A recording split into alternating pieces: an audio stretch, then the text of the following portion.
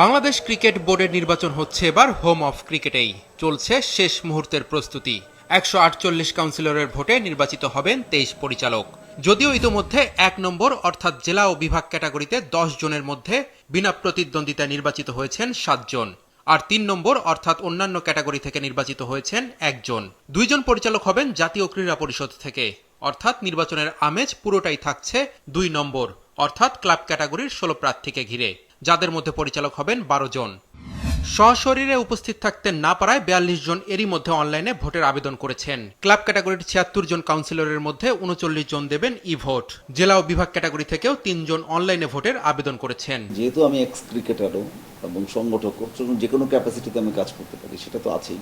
Plus as physician আমার কিছু স্বপ্ন আছে, ভিশন আছে।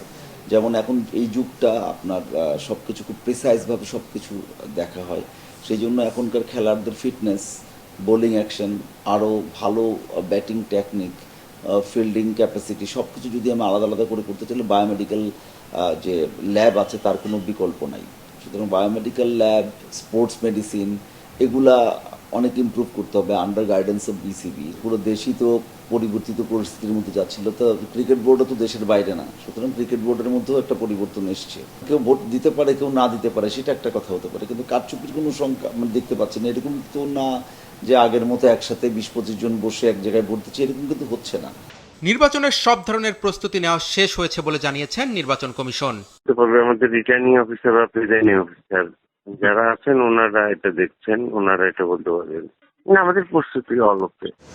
রবিবার সকাল 10টা থেকে 4টা পর্যন্ত চলবে বিসিবি নির্বাচনের ভোট গ্রহণ। ফারুক আহমেদ, আমিনুল ইসলাম বুলবুলের পর নতুন বোর্ড সভাপতি পেতে যাচ্ছে বাংলাদেশ ক্রিকেট বোর্ড। কে হবে সেই নতুন সভাপতি সেটা জানার জন্য কিন্তু অপেক্ষা আর মাত্র কয়েক ঘন্টার। যেই আসুক, ক্রিকেটার, ক্রিকেট সংগঠক, ক্রিকেট ভক্ত যারা আছে সবার একটাই চাওয়া, তিনি যেন ক্রিকেটের জন্যই কাজ করেন। অনিক জাবের, মাছরাঙা সংবাদ, ঢাকা।